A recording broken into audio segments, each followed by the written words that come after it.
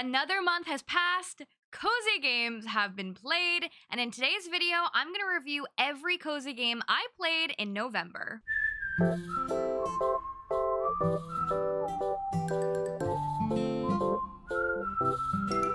Hello everyone and welcome back to my channel. If you're new here, hi, my name is Payton. It is nice to meet you. It is nice to see you, and welcome to the corner. I do this every month where I sit down and I review every single game I played in the month that just finished. Now, I'm gonna be honest, in November, I played less games than we usually cover in these videos, and that's for a couple different reasons. One, most of the games that came out this month were very big games that I invested a bit more time into than I usually do in these reviews, which I call first impressions reviews. I'll still call these a first impressions, but some of these games I've put a lot of hours into at this point. But also, I was able to get to a few less games than usual because, in case you didn't know, I am what I like to call chronically ill and cute. I have stage 4 endometriosis and I've been preparing for an upcoming surgery. So when you're watching this, I'm actually on my YouTube break.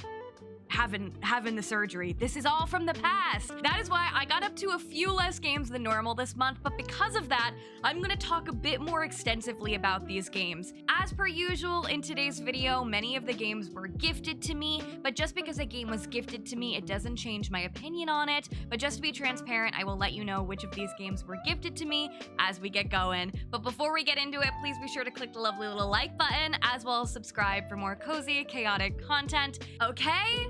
I will shut up and let's get into it. The first game I'm gonna review today was one of my most highly anticipated cozy games of the entire year. I talked about this game nonstop, I hyped it up, and I did go on the record to say that this game was either going to be absolutely amazing or really bad, and that there was going to be no in between. Well, I was wrong, because I feel very in between on this game. The first game we're going to talk about today is called Fashion Dreamer. In case you're unfamiliar with Fashion Dreamer, let me tell you a little bit about it. In Fashion Dreamer, you'll get to enter a virtual world of fashion fantasies made real, where coordination and communication mix like never before. Pretty much, it's your job to be kind of like a fashion influencer. It's your job to create brand new outfits to rake in all of the likes. The virtual space is bustling with muses, which are pretty much just the other NPCs in the game, and they're all fashion fans who desperately need your help for a makeover.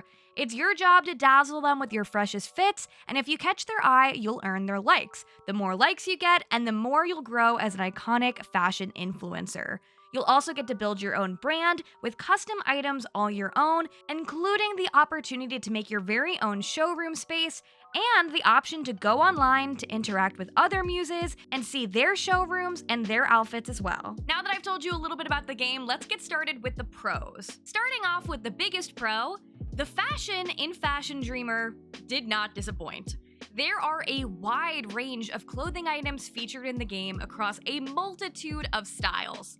Whether you like something more casual or something that's totally out there. The large amount of color options of the clothing also really let you express yourself and make unique outfits for others and for yourself. There's also really cute accessories as well, and obtaining new items is very easy, so you do get quite a vast catalog of clothing pretty quickly. Another pro I have for Fashion Dreamer is there's never really a time where you run out of people to make outfits for, especially if you're playing online, which is how I choose to play this game most of the time. There's always someone who could use a new style, there are new showrooms to visit, which admittedly is one of my favorite parts of the game. You can make kind of like a little fashion showroom, put whatever you like in it, and also visit other people's, and it's a really great aspect. There's also fun little mechanics that give you new items, like the gacha pod machines and the bingo game, which, to be honest, I don't really understand at all. But regardless, it exists. As well as there's also the ability to make your own branded outfits, and in essence, the gameplay loop doesn't ever really leave you with nothing to do. Something else I enjoy about the game is the different cocoons you unlock. The cocoons are pretty much different worlds you get to visit, and the first and main area kind of looks like a big pastel street above a city. It's electric, a little weird, but overall pretty cool. And then as you progress, you unlock other areas that totally give off different vibes, so if you're not gelling with the first one, definitely stick around for at least the second one because I won't spoil it, but that one was more my style. Another huge pro I have for this game is that they will be having free content updates, the first of which is coming soon, so we'll have to see what it really entails. But I always like when games provide continuous updates because it's a great way to keep the game feeling alive and really create a sense of community around the game and, you know, get people excited for more fun stuff. And for a game that's all about items, it's nice to get new items. Now that I've told you about the pros, let's get into the cons. By far, my biggest con for the game is the lack of story. This game is definitely more of a mindless, chill gameplay loop rather than something story-driven and complex. The main mechanic itself is pretty simple. See a character, take their clothing items if you like them, and/or make a new outfit for them that follows their request and pays attention to the current trends. You do a good job, you get likes, and therefore you get stuff. Do a bad job, and well, suffer no consequence? Maybe it was just because I was hoping this game would be a little bit more like Style Savvy, my favorite DS game of all time, but I really think having a story to anchor this game could have made it so much better. Give me a career mode, give me characters I can actually talk to and get to know their style rather than just, you know, lifeless NPCs who have cute clothes. I do like the gameplay style, and I do think its loop really draws you in to keep playing and playing and playing, but I have to say it's a missed opportunity to not give this game a story because it really nails its aesthetic, and I think a story could have just brought it to life even more. Moving on to another huge con. It's a customization game with a shocking lack of customization. For a game all about clothing and dressing people's bodies, I would have loved to see body diversity both within your own character customizer, but also with the other characters around. I think they did a great job on giving us a wide range of hairstyles and skin tones, but only having 2 body types is definitely not enough ever, and especially for a game about fashion. And also, the game has a weird gender lock. While you never pick pronouns or outright say you're male or female, it does have you pick from 2 body types when you make your muse or your character in the game. One presumably is their female version, and the other one is their male.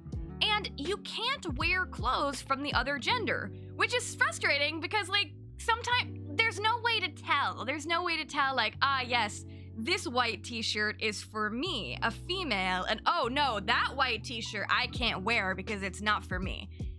And I think for a game that's all about customization and expressing yourself, just let us have all the clothes. And finally, my biggest con of the game, the price tag. Now, I am not in the camp of saying, yes, this game is worth the money, no, this game is not worth the money, because it's subjective and you get to choose however you like to spend your money, and it might look different to me, to the other person, and whatever. But I can tell you, me, Payton's Corner, I don't think this game is worth $50. I like it, it's fun, I will keep playing it, but it was not worth $50. It runs great on Switch, it's lighthearted, but comparing it to other games at a lower price tag, there just isn't as much to keep me excited and to keep me invested. Overall, I am exactly what I thought would not happen. I am in the middle. There are some days I really love this game and I'm like, wow, this game is so like addicting. It's so fun. I want to just keep playing it and keep going and going. And then there are other days where I'm like, what's the point? Why am I making the outfits just to make the outfits? I like the customization. I just really think I am the kind of person that suits having a story or having a way to kind of bring me through the game. I think I would have enjoyed it much more. And I hate to say it, if we're gonna compare, Style Savvy is still the superior fashion game. Moving on to our next game. This game is called LODDLENAUT. And LODDLENAUT was very kindly gifted to me, so thank you so much to the people at Secret Mode for giving me the key to check this one out. If you haven't heard about LODDLENAUT, let me tell you a little bit about it. LODDLENAUT is an ocean cleanup adventure set on a vibrant alien planet. In the game, you'll play as an interstellar custodian who is tasked with cleaning up the pollution left by a spacefaring megacorporation. In the game, you'll get to befriend local axolotl-like creatures and explore sunken corporate ruins as you revive the planet's lush ecosystem. The game will feature a calming, open-world alien planet that's completely underwater, adorable aquatic critters called loddles, as well as the ability to unlock new materials and gadgets, and of course, a lot of recycling that is very satisfying. Now that I've told you about the game, let's get into my pros. Like the whole thing. The whole thing is pretty much a pro for this one. This is such a relaxing, cozy game that you can really get lost in. It's a very simple premise. Explore the ocean, clean up trash, recycle that trash to craft upgrades and items, and also find some cute axolotl-like creatures along the way. But it's really captivating. The sounds in the game are captivating and gorgeous, the art style is so adorable, and you get all warm and fuzzy inside when you clear out different areas of trash, and seeing the axolotls grow and play is so very sweet. I also like that this game has enough of a challenge built in as well, because you do have to worry about upgrades and minding your oxygen level, meaning it's not just a total no-think relaxation fest, it feels like, you're actually doing something. That being said, I only have one con really, and it's just that in the beginning of the game, minding the oxygen is a little tricky. It kind of takes you out of the relaxation a little bit. I definitely had moments of like, oh my god, you need to survive, like let's get going. But it does get a lot better very quick in the progression. You're definitely not struggling with the oxygen for much of the game. That's really the only con I could think of. Overall, I think that this is such a lovely, cozy game. It's one I've been enjoying to play when I need to de-stress, but it's great because it's simple but not too simple. It's relaxing but not boring. The message is sweet. It feels very satisfying, and so far, I've really been enjoying it. Now, the next game on the list, I would say, is the biggest game of the month, and if you've been around the channel, you already know what it is. There's a lot going into this. The next game on the list is called Coral Island. Now, let me tell you a little bit about Coral Island before I get into my review. Coral Island aims to be a newly reimagined version of the classic farming sim game. Complete with everything you already know and love about a farm sim, Coral Island does that, but then a billion more things. The story follows your character who has just moved back to Starlit Town, a town that has been completely destroyed by an oil spill. This town is on an island, so it is completely covered in oil and has left all of the townsfolk completely in disarray. Not only is it your job to run the farm, but it's also your job to bring the magic back to Coral Island by cleaning up the ocean, getting to know other NPCs and helping them out, and maybe even offering some items to a local goddess. The game features a wide amount of different NPCs who you can get to know, befriend, and maybe even romance if that suits your fancy. In addition to this, you'll also have the opportunity to expand and customize your character and your farm, making something completely like you've never seen before in a farming game.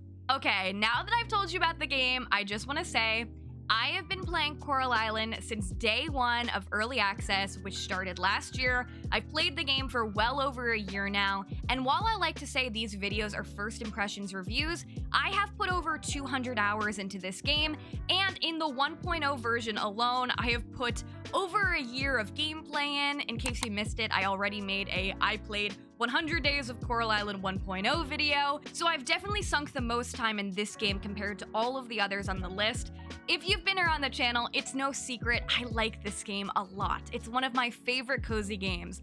But just because it's one of my favorite cozy games doesn't mean I don't have any cons. So let me give you my very concrete list of pros and cons for Coral Island 1.0, starting with the pros.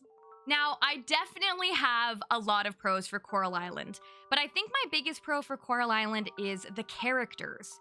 This game, more than so many other farming sims I've played, it's clear that they have poured so much into the characters. There are so many of them, they are diverse, Yes, they are indeed hot, most of them, but they also have personality that goes beyond a simple lines of repeat dialogue and, having a couple gifts that they like over others.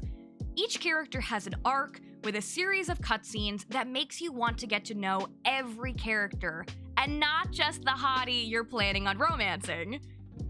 And they also have seasonal outfits, which are very cute and very exciting to see. Other than the NPCs, I have a lot of other pros for the game. The art style is one of my favorite ever art styles in a cozy game because it is a lovely 3D vibrant style, but it's paired with very expressive 2D portraits. The music is great as well. It's calming, but it has intrigue. It's magical at all of the times it needs to be. I also enjoy the customizations for your character, for your home, and for your farm, as they feel extensive, and because you unlock more and more items as you go on, which makes the game more exciting and makes you want to keep playing. I also enjoy the main points of the storyline that there are to explore. There's the diving to save the ocean and the Merfolk Kingdom, which feels extra unique because it's not something I've seen done before in one of these kinds of games. Then there's the magical giants and each of their respective elemental mines, which I think are so much fun. And of course, there's the goddess, who you get to offer different resources to, which provides a nice bit of challenge in the game. Additionally, I really love the seasonal festivals in the game. There are so many of them and each one feels unique. Most notably, my favorite festivals after my full first year of playing are the Winter Festival because there are just so many things to do. Specifically, the trivia contest was my favorite, as well as the Animal Festival was another one of my faves as well. And who could leave out the Harvest Festival, which I think gives the most beautiful vibes out of them all. Other than the festivals, the seasonal changes in the game are also really exciting in themselves. There is a large amount of visible decorations and changes you'll see as the seasons go, and the amount of crops you can have is really large. Overall, the game feels very large, which is a huge pro for me. It feels like if you're aiming to get every single item in this game, it will take you a long, long time.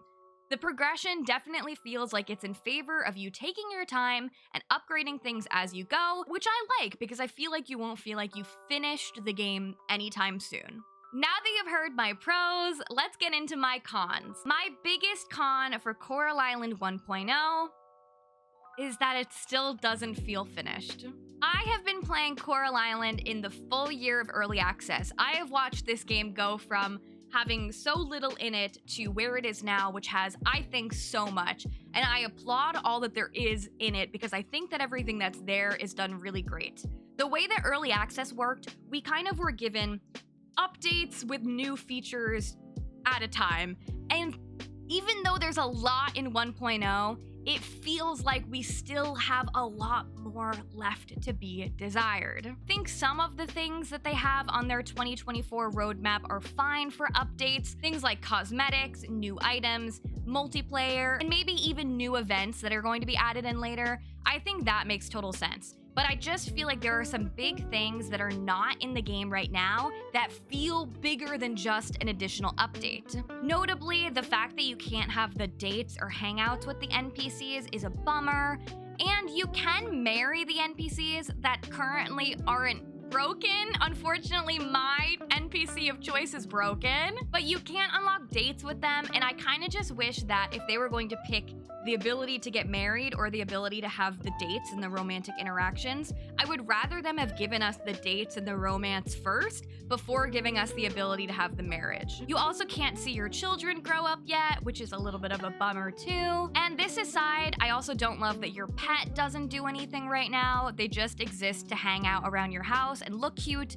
They can't even go outside on your farm, which I think if the pets weren't going to be fully done, I think I would have been fine with just waiting for them. As well as there is a huge savanna area that we don't have unlocked yet as well. It just says work in progress, which therefore means the storyline with the giants is unfinished, as well as the merfolk are currently non-dateable and their storyline isn't finished. Additionally, I don't know if this is going to be updated in 2024 as well, but what I would say the main storyline of the game is the whole deal with pufferfish, the drilling company that moves to the island to cause chaos.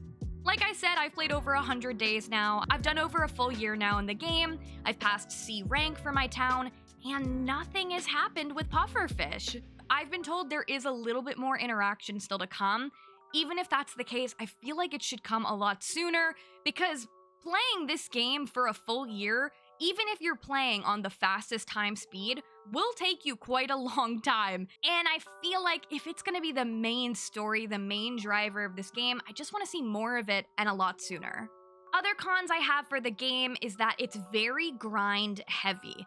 Every item in the game is definitely more expensive than it needs to be.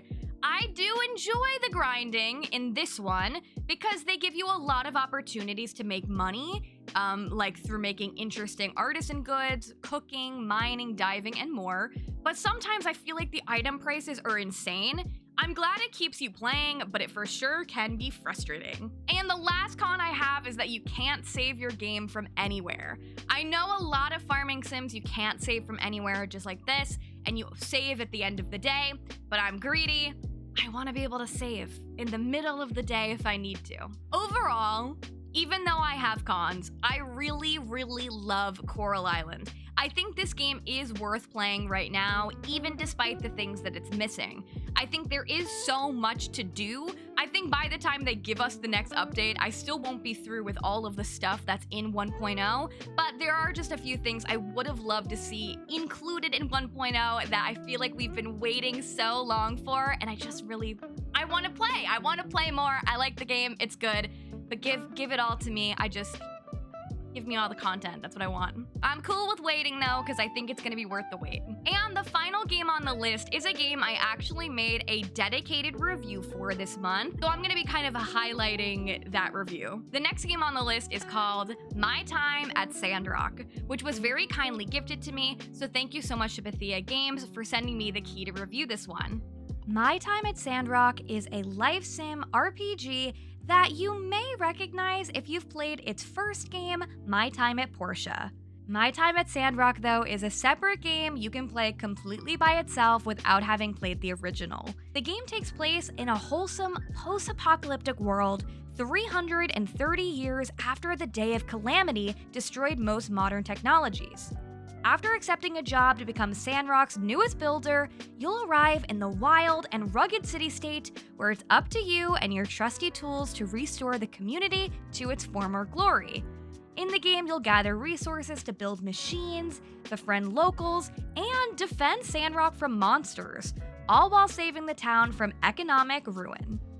Now, I played My Time at SANDROCK on the Nintendo Switch, which is very important for this review. Starting out with the pros. There is a lot of story in the game.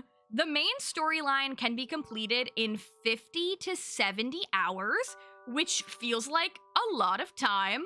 But in addition to that main storyline, the game also features 107 side quests, 143 romance quests, 21 NPCs to romance, 14 mini-games, 27 dungeons, 60 types of monsters, and 15 bosses. That's a lot. That's a lot of content, and I can really appreciate and applaud the game for putting that much into it.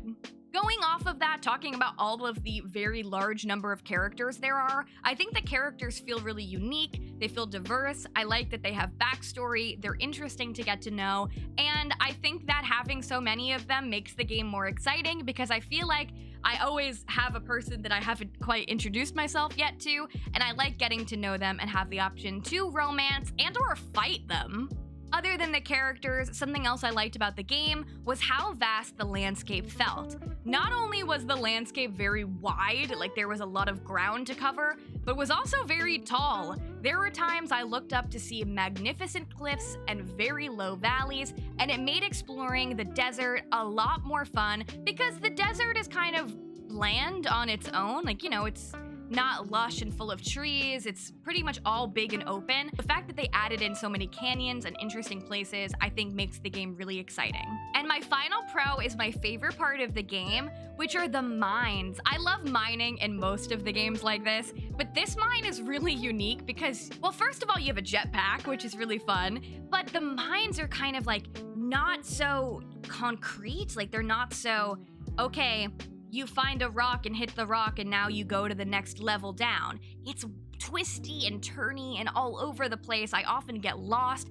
You can pretty much like hit everything. There are so many things to discover, and I think that the salvaging for resources down there is really fun. Now that you've heard my pros, let's get into my cons. My major con is the game is unplayable on Nintendo Switch, at least in my experience of when I played it. The game has so many issues on Switch. I know that they've made updates. I know they're working on fixing it, which I appreciate so much, but I don't think this game should have been released on Nintendo Switch in this condition. When I played, there were so many bugs. I had one bug that was like game breaking, where you couldn't even see what the item descriptions were. So I never knew what items I needed at any time or what items I was collecting. It made the game very confusing, as well as the graphics are very poor, the loading screens are a very long time, and there were just a lot of issues that took me out of the overall immersive experience of the game. Other than the Switch performance though, because I don't want to just review the game on that, I will say I am planning on giving it a go on PC as well, but right now I've only played it on Switch, so that's all I can really go off of. But despite performance, talking about the game itself, I don't really like how grind heavy this game is.